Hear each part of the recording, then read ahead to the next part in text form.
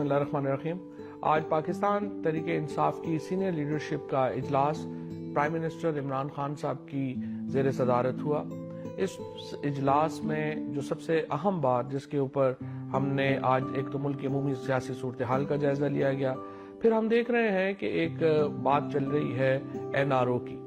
22 سال عمران خان نے تحریک انصاف نے جدوجہد کی ہے کرپشن کے خلاف۔ یہ کوئی ذاتی لڑائی نہیں تھی، پاکستان کے لوگوں کی لڑائی تھی، اور یہ کہنا کہ کسی کو NRO مل جائے گا یہ ناممکن ہے۔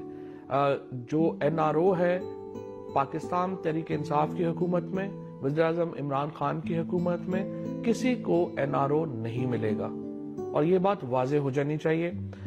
نہ ڈیل ہوگی نہ ڈیل ہوگی، اور وہ تمام لوگ جو بدعنوانی کے مقدمات کا سامنا کر رہے ہیں ان کو یہ جو مقدمات ہیں ان کو قطعی انجام تک انشاءاللہ ہم پہنچائیں گے۔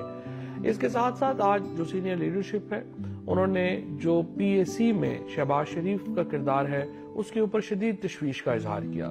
شہباز شریف صاحب نے پبلک اکاؤنٹس کمیٹی کا چیئرمین بننے کے فوری بعد جس طریقے سے نیب کو طلب کیا اور نیب کے لوگوں کو طلب کر کے ان کے اوپر دباؤ ڈالا گیا، اس سے یہ بات واضح ہے کہ شہباز شریف اور PMLN پبلک اکاؤنٹس کمیٹی کو بدعنوانی کے مقدمات کے خلاف ایک ڈھال کے طور پہ استعمال کر رہے ہیں، اور یہ بات ناقابل قبول ہے کہ اب سعد رفیق کو کہا جا رہا ہے کہ وہ بھی پبلک اکاؤنٹس کمیٹی میں آ جائے تاکہ ان کو بھی یہ ڈھال میسر آ سکے۔